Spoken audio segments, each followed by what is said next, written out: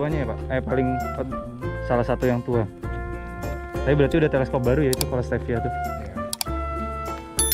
Kalau ini rumah apa Pak? Kalau ini bisa sebenarnya. Oh, Harusnya foto di sini. jadi untuk pengamatan tuh bisa istirahat di sini gitu ya. Surya ini yang sangat baru kelihatan dari Ya, ini sangat konstruksinya.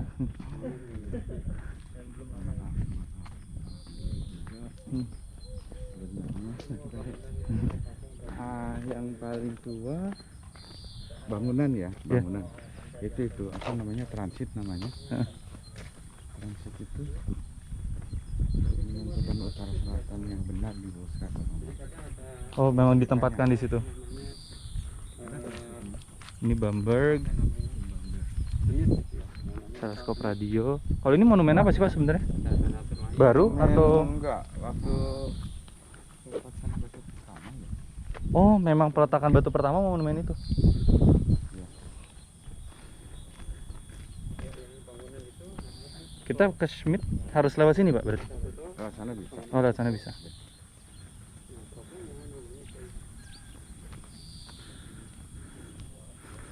KAR apa Pak? Kiai Agus Abdul Razak. Kiai Abdul Razak Bosca.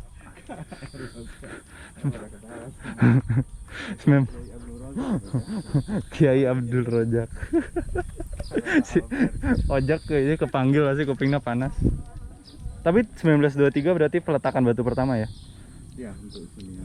Nah, oke, sekarang kita akan ke Chais, teman-teman. Udah bawa Ke Smith. ke Smith. Kalau yang di belakang tuh ada lapangan ya Pak atau gimana? Dulu lapang tenis di situ. Oh, ini yang transit tuh Pak. Yang transit ini. Oh. Isinya apa Pak? Dulu. Teleskop juga. Oh. Tapi teleskopnya statis terus, Heeh. nggak tracking ya, Kayak teodolit berarti ya? semacam itu. Jadi bisa nge-trace apa? Hmm. Bintang ya. Jadi Oh. utara selatan yang benarnya itu bisa di-trace gitu. Karena ya alignment teleskop kan nanti. Untuk alignment ya teleskop. Schmidt.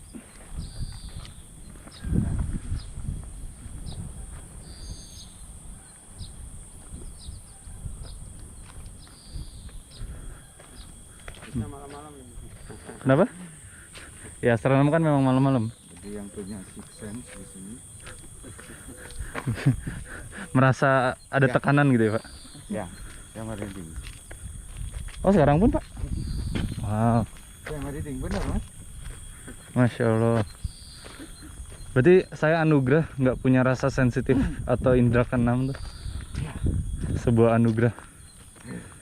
Memang lokasinya atau apanya Pak? Makasih. Oh, Makasih. padahal di atas gunung gini enak ya. Berarti dulu sebelum ada pohon ini tuh field of view Bandung full. Bagus sekali. Oh. Kita ngarahin antena apa namanya?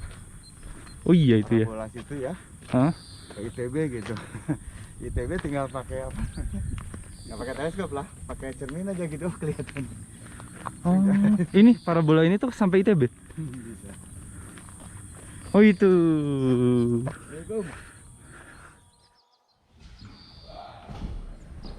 Alhamdulillah teman-teman, saya dapat kesempatan untuk menengok teleskop Schmidt Bima Sakti yang berada di Bosca. Kedepannya video akan cukup panjang dan mungkin agak boring karena video akan menunjukkan kami berkeliling dan berdiskusi di dalam gedung.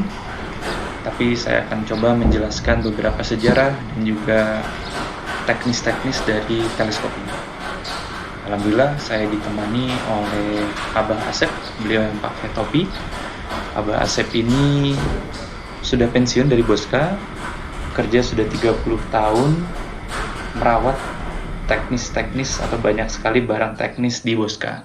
Dan Pak Irfan juga menemani. Pak Irfan juga salah satu ahli teknis di Bosca. Nah, beliau yang pakai topi warna biru baru lewat. Jadi alhamdulillah saya senang sekali ditemani oleh mereka berdua. Beliau-beliau ini bisa memberikan banyak sekali cerita-cerita tentang teleskop Schmidt Bima Sakti ini. Yang baru muncul adalah Mas Fahri, teman dari Imam Naong, dan juga Mas Dalis juga dari Imam Naong yang sama-sama penasaran teleskop Schmidt Bima Sakti ini seperti apa dan spesialnya atau unik-uniknya di mana sih?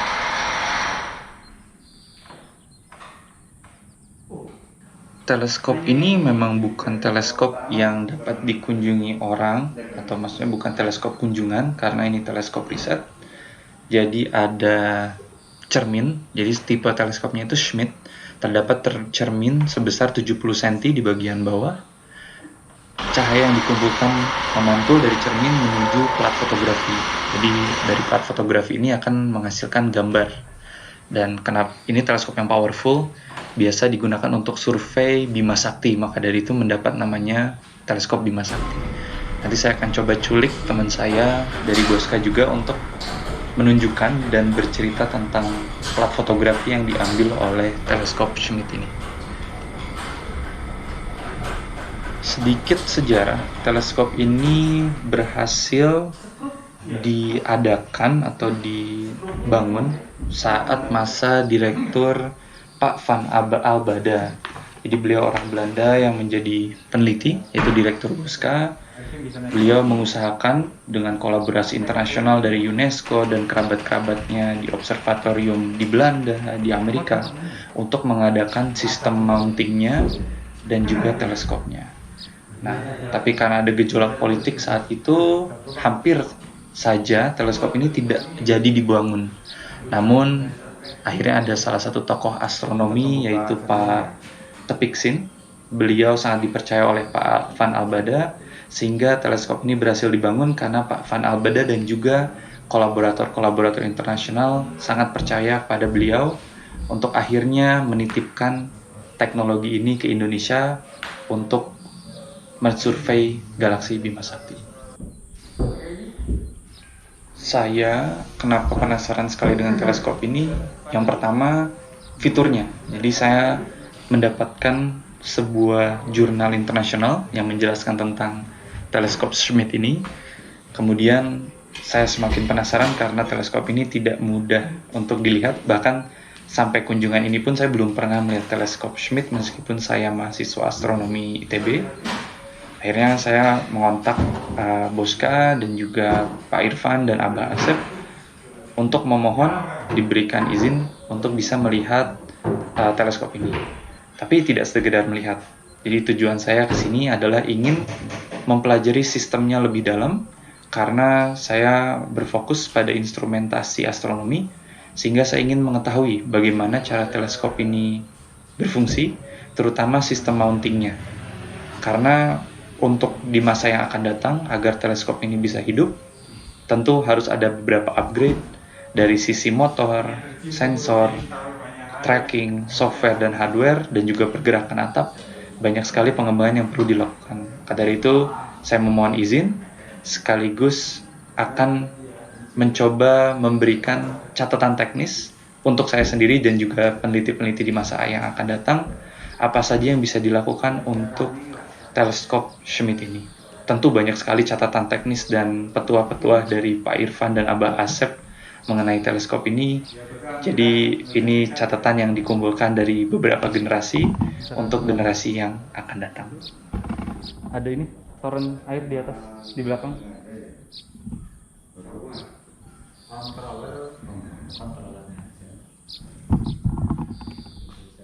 Teman-teman akan melihat saya keliling-keliling terus dan kameranya saya sengaja simpan karena saya ingin keliling-keliling melihat detail-detail dari sistem teleskop ini, dari mountingnya, gearnya, switch, bahkan lever, bahkan beberapa skrupnya. Saya penasaran sekali sebenarnya apa filosofi desain dari teleskop ini dan mengapa akhirnya dibuat seperti ini teleskop Schmidt.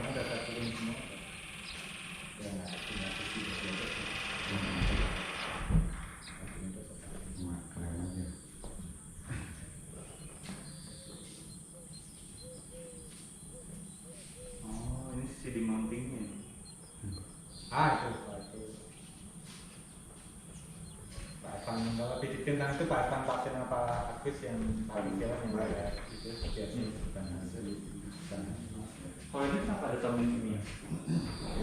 Siapa sih pasien saya nggak tahu. Ya. Tabung kimia. Ada tabung kimia. Itu untuk apa?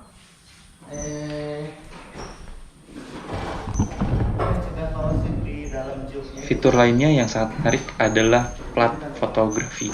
Jadi dari cermin utama, cahaya akan dikumpulkan untuk jatuh ke plat fotografi yang melengkung. Jadi tidak bisa dipasang sembarang kamera. Maka dari itu saya minta tolong Pak Asep untuk menunjukkan saya tempat penyimpanan plat fotografinya. Kali Pak. Gini Mas. Oh, ini. Masuk ke muka.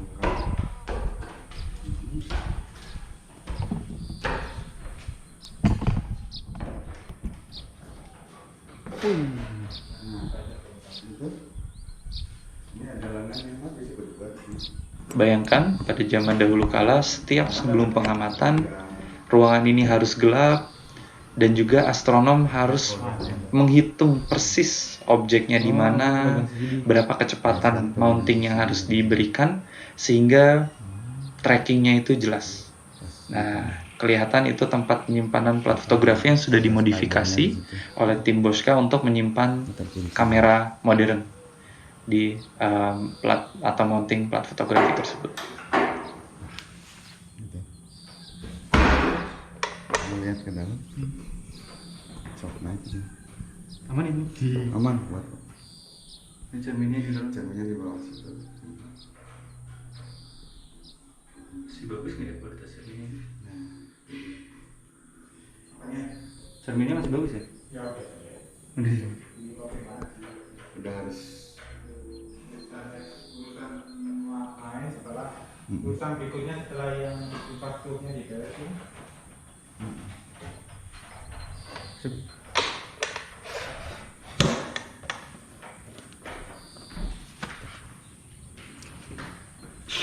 Schmidt tuh tipenya ya berarti ya? Schmidt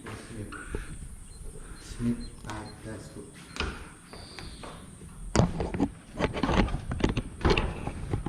mountingnya mah mirip banget sama Zeiss. English mounting. Apa namanya English? English pop. English mounting lah. Jangan dikupas karena kebanyakan pemikirnya orang yang tidak terlalu pakai, nggak bisa pakai di mounting. English mounting seperti ini kalau dipakai di langit dalam bumi cara yang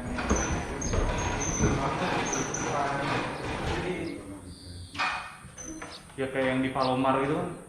nggak enak gitu. Iya. Kalau kita di kantor wah enak banget ya. Malah jadi bisa full ya trackingnya, nggak usah flip.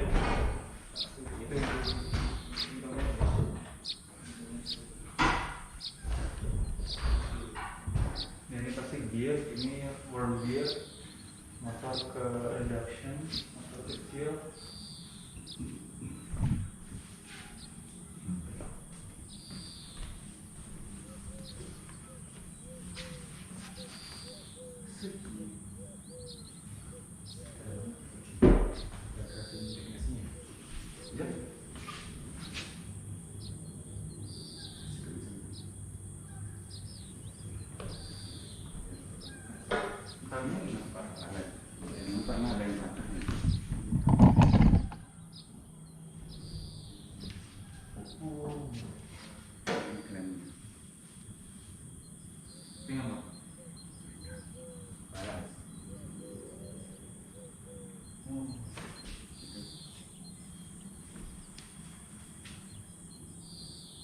Ini finder tuh.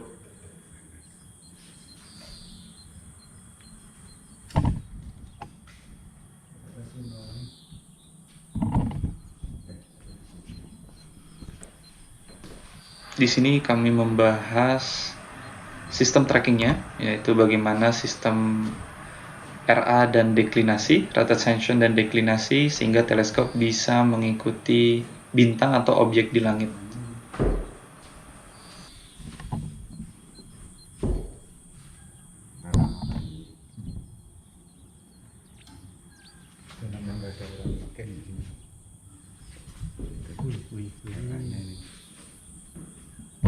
Ini kalau diganti prisma, Ya. ya depan sana ini Kekernya. itu. Oh, ini keker prismanya. Oh, untuk crane-nya ya? Prismanya ini, kerennya itu dengan prisma issue. Hasil fotografinya tuh bintangnya jadi panjang, Pak? Atau gimana? Nggak tahu kalau pakai prisma mas. Kalau nggak pakai prisma kita dapat bintang yang banyak. Kalau Iya, pakai iya. prisma masing-masing bintang yang banyak itu Jadi panjang. banyak aja Dan itu hasil ini ya, spektrumnya ya? Gitu. spektrumnya. Hasil spektrum.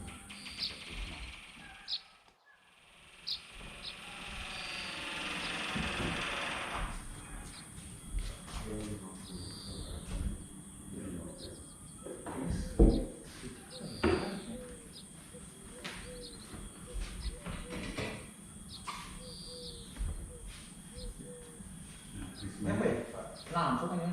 Lampu ya, Pak? Lampu untuk melihat apa? Nonius itu. Bisa dibuka, buka ya? Ya. Kalau pengamatan kan ditutup tuh. Lucu. Kita lampunya. Ini tidak ada Hmm. melihat nonius itu. Bisa dibuka. Oh, dia slit gitu aja buat Lihat aja. lihat skalanya. Oh. Ini kontrol motor originalnya berarti? Originalnya ini. Ini adalah sistem elektroniknya yang umurnya jauh lebih tua dari saya, tapi kualitasnya masih oke sekali. Yang kontrolnya. Itu untuk deklinasi sama ya. Hmm. Boleh dibuka nih? Udah berapa puluh tahun terakhir dengan belum Belum pernah buka lagi ya. Ini mau dibuka apa sekarang? Ini apa namanya motor-motornya.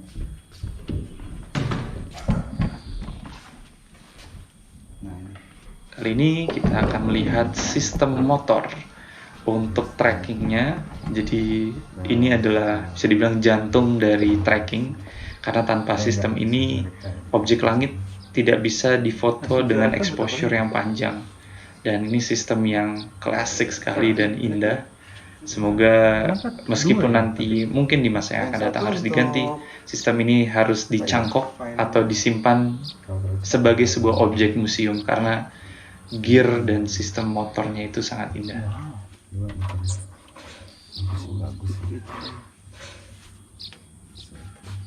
Putre. Ini nanti ada suara Ada yang ngitung. SHG ini. Oh iya, switch lagi. SHG ini masih ada nih. Coba diklik aja, Pak. Switch HG dia. Ini off, on, off, Wah, aja. off, on. Ini di apa namanya dikontrol dengan apa? Pendulum ya, mas namanya dengan pendulum. Yang frekuensinya 0,5 skon atau 1 skon ya. Pendulumnya di dalam. Di sini. Itu yang Mas Irfan tadi bilang catatan kecil ada baterainya masih dicopot. Udah Mas Fahri bisa nggak ya? Bisa. Saya penasaran tentang sistem untuk penggerak atapnya, maka dari itu tripod dan kamera saya taikkan ke atas untuk mengintip sistem motor penggerak atap. Bau olinya masih tetap Ternyata sistem penggerak atapnya itu mirip dengan mobil, tidak mirip sih, namun ada gardan, jadi ada shaft utama untuk menggerakkan gear, lalu ada shaft yang mentransfer putaran tersebut ke kiri dan kanan untuk menggerakkan atap. Jadi ada gigi-gigi di sisi atap sehingga bisa bergerak setelah motor atap dinyalakan.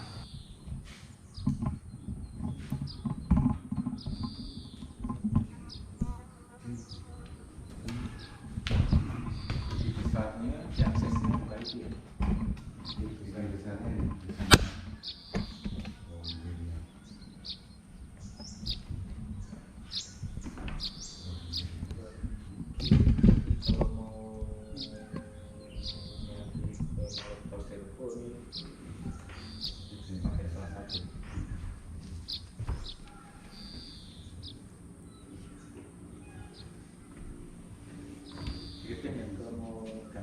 salah satu branding kami motor itu.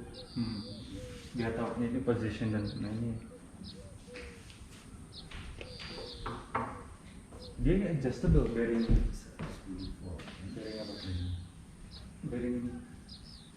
Akhirnya cukup lama kami mendiskusikan sistem motornya karena ini sistem yang menarik dan cukup kompleks. Jadi banyak sekali yang ditanyakan dan juga didiskusikan.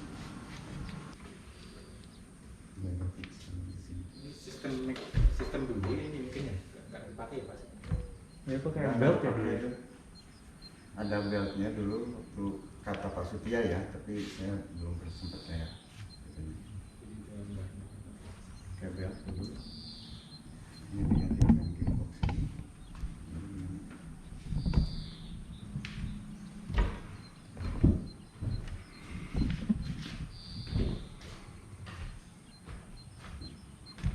$1958 ya.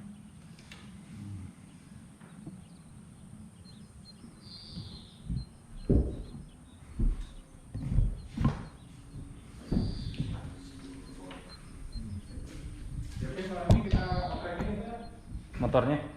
ya ini instrumen ini kita edukasi. Artinya dia muncul itu kita edukasi lagi. Jangan berpikir mau dipakai apa, pokoknya bagaimana instrumen ini edukasi nyaman hati, situasi dengan kemampuan yang memudahkan pengguna sekarang.